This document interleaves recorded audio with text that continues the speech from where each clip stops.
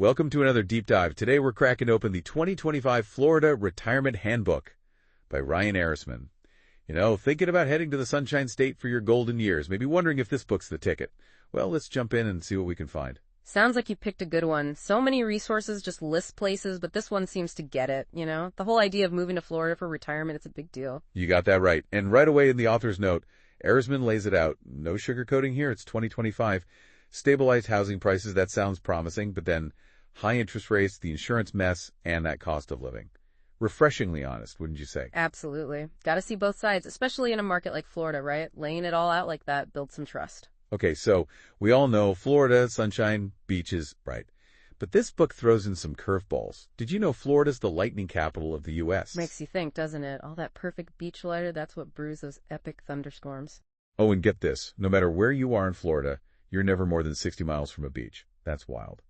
Plus, the world's smallest police station is just a phone booth in Carabel. Love those quirky little facts. But for you, it shows the book goes deeper.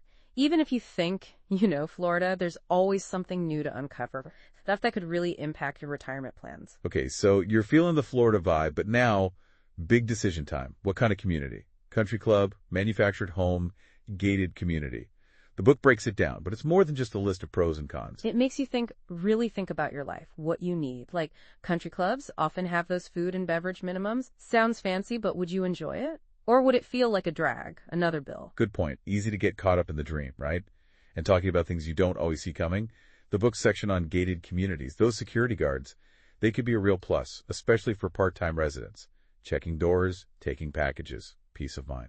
And his advice on figuring out manufactured home communities, talk to the people who live there, get the real scoop, not just brochures. It's like a reminder that research isn't all online. It's about talking to folks, living the life you're thinking about. Now that's smart. All right, you've got your community type, but how do you pick the right spot? Florida's huge. The book's got a system. Start online, then reach out to folks who've already made the move, maybe friends or friends of friends. Then when you visit, you're not just wandering around, you're focused. It all comes back to what matters to you. Walkability, healthcare, art scene. Figure that out before you even set foot in Florida. It's like matching the place to your retirement vision. And get this, the book says, check out local newspapers online. Gives you a feel for the community, what's going on, local issues, events, all that. Oh, and here's a tip I never would have thought of. Drive through neighborhoods, but do it at different times of day. Morning, afternoon, evening. You get a much better sense of things like safety, noise, traffic. And don't forget about your visitors. Retirement isn't just about you. It's about the folks who'll be coming to see you. Grandkids happy with just beaches, or are they going to be craving theme park action? That can really change how much everyone enjoys the place long term. Great point, especially if family is a big part of the picture. Say community type, area, narrowed down. Now, how do we find that perfect fit within a region? The book has this interesting structure. Location first, then community, then the home. Like a funnel, right. And then it dives into these regional overviews. Panama City Beach, for example, beaches are stunning, but what about the rest of the year? What's it like to actually live there, not just vacation? Easy to get swept up in the shores. And then there's Destin, perfect for fishing and golf. But does it get that small town vibe that some folks are looking toward? Pensacola, history, beaches, busy downtown. Could it be too much? It all comes back to what you want, what feels right. And here's where this book shines. Insider knowledge. It spotlights specific communities, not just generic descriptions, like Latitude Margaritaville, with its private beach access. Sweet. Palm Coast, mix of golf courses and nature. Amelia Island, described as soul capturing, like stepping back in time. These little details, they help you connect with place, see yourself there. And Erisman keeps asking, does this sound like you? It's like he's right there with you, guiding you along.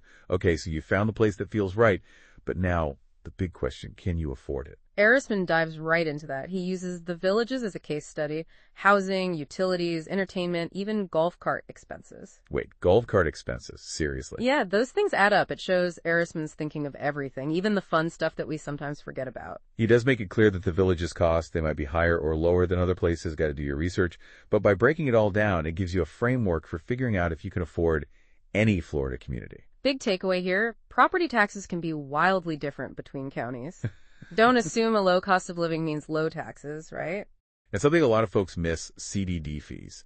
CDD, that's Community Development District. It covers infrastructure costs, but the thing is, it's not a one-time fee. It's ongoing. Those hidden costs can really sneak up on you. I'm glad Erisman lays it all out. Okay, cost of living, check.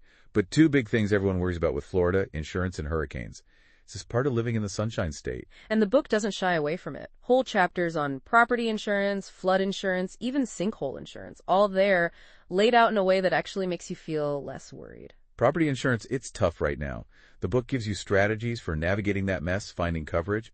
Flood insurance, not included in standard policies. A lot of people don't realize that. Being prepared is key, making smart choices. Even sinkhole insurance can be confusing, but the book breaks it down, different types of coverage, what to watch out for, really thorough. And here's a surprise, Ocala, because it's inland, it's statistically safer from hurricanes.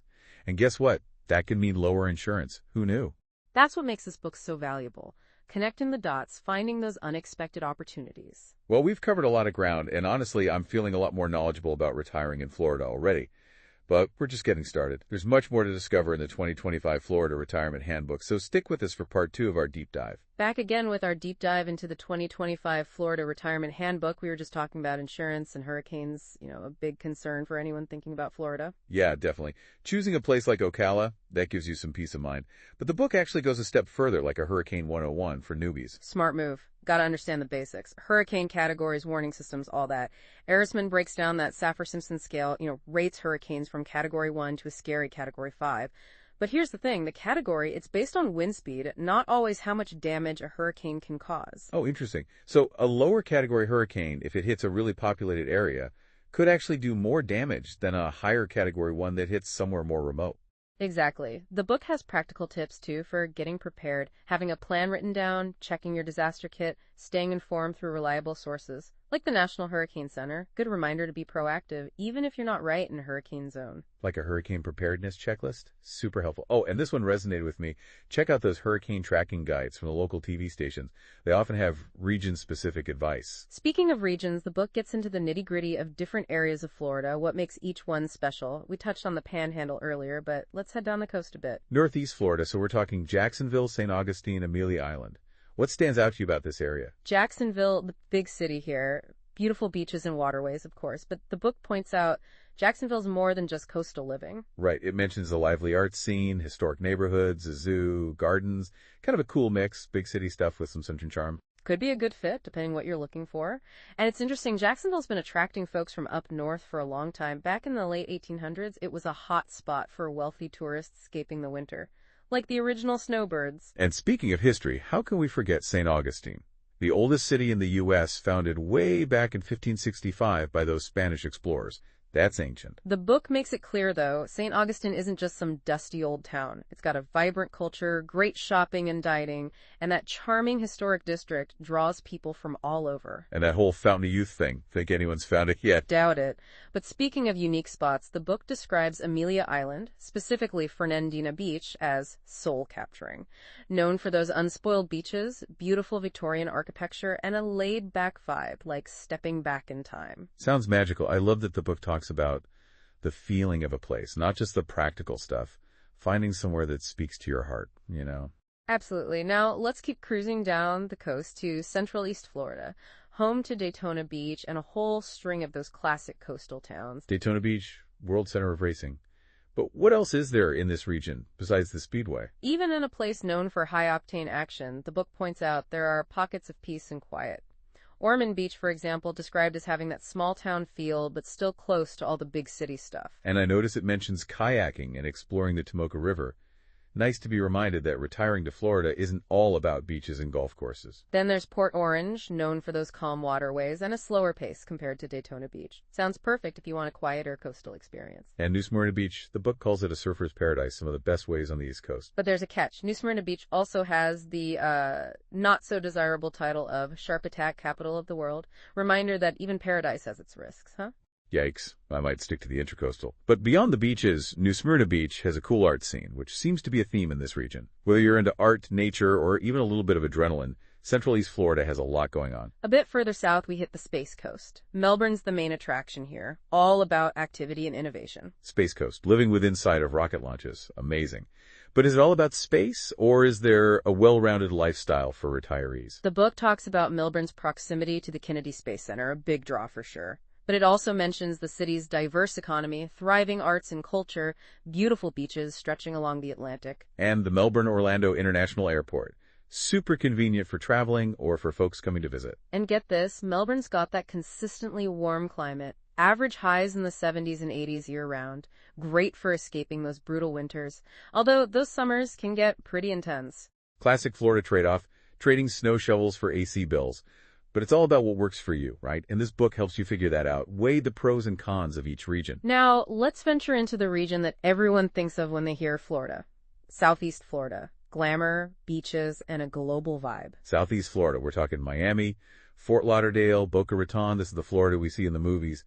But is it all glitz and glam, or is there more to it? The book acknowledges that high-end lifestyle for sure, but it also points out the variety of communities, from bustling cities to quieter coastal towns, finding your own little corner in a big, vibrant landscape. So it's not just for millionaires. Well, some areas, like Miami Beach, can be pricey, but the book mentions some more affordable options. Boynton Beach, for instance, laid-back vibe, beautiful beaches, a strong sense of community, all at a more reasonable price. It mentions the Boynton Beach Hamlet. Sounds perfect for fishing and boating enthusiasts.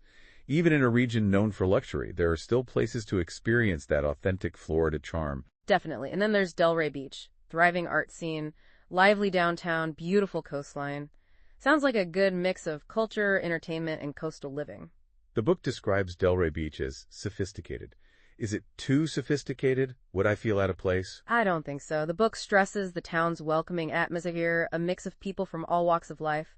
Sounds like a place where you can be yourself, whether you're into fine dining or casual beachside cafes. What about Port St. Lucie? The book calls it a golfer's paradise and a place to experience the real Florida. What does that even mean? Well, Port St. Lucie's on Florida's Treasure Coast, known for its natural beauty, historic sites, and a slower pace compared to those big cities down south.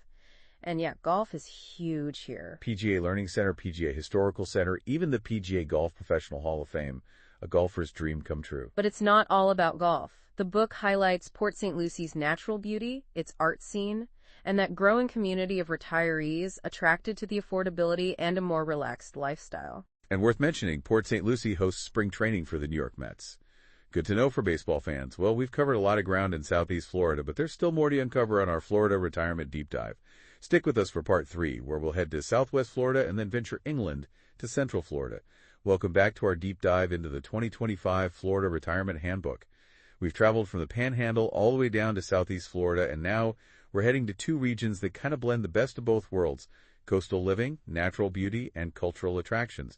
We're talking Southwest Florida and Central Florida. Southwest Florida really captures that classic Florida dream, think sunsets over the Gulf, pristine beaches, amazing fishing, and a slower pace of life. Okay, you had me at beaches and sunsets, but is there more to Southwest Florida than just the coastline? Oh, absolutely. The book highlights the different ecosystems, mangrove forests, those coastal islands, inland lakes, nature preserves. And don't forget the cultural side. Charming towns with art galleries, theaters, a fantastic food scene. A perfect balance, really, relaxation and things to keep you busy. Sounds like you could spend one day soaking up the sun, the next day exploring a museum. Pretty appealing. And the book gets into specific communities within Southwest Florida, right? Each with its own personality. Exactly. Bonita Springs, for example, it's super dog-friendly and perfect for outdoorsy types. Gorgeous beaches, parks, tons of nature trails. How does that sound? Dog-friendly. I'm in. Already picturing myself strolling along the beach with my pup, enjoying those legendary sunsets. And beyond the beach, Bonita Springs has it all. Fishing charters, kayaking tours, farmers markets, art festivals. Always something going on, whether you want an adventure or just a peaceful afternoon in a park. Then there's Fort Myers, full of history. The book mentions the waterfront, the lively downtown, and it's got a connection to two big names, Thomas Edison and Henry Ford. Yep. The Edison and Ford Winter Estates are a major attraction in there. Get a peek into the lives of those inventors, their mark on history. It's a good reminder that Florida's got a lot more to offer than just beaches and theme parks, Speaking of history, the book also mentions those islands nearby, Sanibel and Captiva, known for their unspoiled beaches, amazing shelling, and a laid-back atmosphere that feels worlds away from the mainland. Sanibel especially, they've got really strict rules about development. It's helped keep its natural beauty and that small-town feel. A real escape. And of course, Naples, the city of luxury, sophistication, and a vibrant social scene. Is that where all the well-heeled snowbirds flock? Naples has that reputation for sure, but the book makes it clear there's more to it than designer labels and fancy restaurants. They've got art galleries, theaters, botanical gardens, nature preserves. So it's not just for the elite. Maybe I could squeeze in a visit. And the Naples Pier, it's iconic, perfect for fishing, sunset strolls, even dolphin spotting, a quintessential Florida experience. The book also mentions 3rd Street South, the shopping district. Upscale boutiques, art galleries, cute little restaurants. Sounds like a blend of European style and Florida sunshine. North of Naples, there's Cape Coral, famous for its canals, waterfront homes, and a lifestyle built around boating, fishing, the great outdoors. Cape Coral, the waterfront wonderland. Sounds amazing, but is it all about boats and beaches, or is there something for everyone? The book highlights Cape Coral's parks, golf courses, and cultural attractions. And while boating is definitely a big part of life there, there's a growing community of retirees who are attracted to the affordability, that friendly vibe, and the convenient location. And it's just a short drive to Fort Myers, so you've got easy access to all the big city stuff, best of both worlds, right? Peaceful waterfront living with the city just a hop, skip, and a jump away. Then there's Port Charlotte, kind of a hidden gem on the Gulf Coast. Old Florida charm, natural beauty, and a surprisingly vibrant cultural scene. Port Charlotte. Don't think I've heard much about it. What makes it such a hidden gem? Well, it's right on Charlotte Harbor, so over 165 miles of waterways to explore. Plus, they've got parks, golf courses, nature preserves. Sounds perfect for nature lovers and anyone who likes being on the water. But what if you're looking for a bit of culture? Port Charlotte's got you covered. Theaters, art galleries, festivals all year round. The cultural center of Charlotte County is a real hub for the arts. Seems like Southwest Florida really does have something for everyone. All right, let's head inland to Central Florida. Best known for its theme parks, but it's also got natural springs and that unique mix of small-town charm and big city stuff. Central Florida, the heart of the Sunshine State. Orlando and its theme parks are the big draw, of course. But the book shows a side of this region that's full of surprises. Okay, so we got Mickey Mouse and roller coasters, but what else does Central Florida offer retirees? Think beautiful lakes, rolling villas, natural springs, charming towns that give you a glimpse of old Florida. And culturally, theaters, museums, art galleries, a booming food scene. It's so much more than just theme parks. There's a whole world to discover beyond the crowds and the costumed characters. What about specific communities in Central Florida? Anything stand out to? Crystal River, for instance, known for its natural springs and manatees, lots of manatees. It's got that relaxed vibe, all about boating, fishing, and being outdoors. Manatees, love those gentle giants. Can just picture myself kayaking next to them in those crystal clear waters. And Crystal River's got plenty to do beyond the manatees, too. Scalloping, fishing, hiking, exploring the historic downtown. It's a place to slow down and reconnect with nature. Then there's the Sarasota-Bradenton area. The book describes it as a cultural hub, beautiful beaches, a thriving art scene, and that nice blend of old Florida charm and modern conveniences. Sarasota especially, they're all about the arts. Theaters, museums, art galleries, festivals, you name it. The Ringling Museum of Art is world-class, amazing collection of art and artifacts. Sounds like a mini metropolis right there on the Gulf. But is it all about sophistication and culture? Nope. The book talks about the beaches, that laid-back atmosphere, and tons of outdoor activities. Boating, fishing, golfing, hiking. It's a place where you can do things at your own pace, whether you're a beach bum or a theater enthusiast. And let's not forget St. Petersburg. Vibrant waterfront, museums, craft breweries, and a unique mix of city energy and coastal chill. St. Petersburg's really come into its own in recent years, attracting artists, young professionals, retirees. The book highlights the walkable downtown, diverse food scene, and cultural attractions like the Salvador Dali Museum and the Museum of Fine Arts. Sounds like a city on the move, but is it too trendy? Would I feel like I don't belong? Doubt it.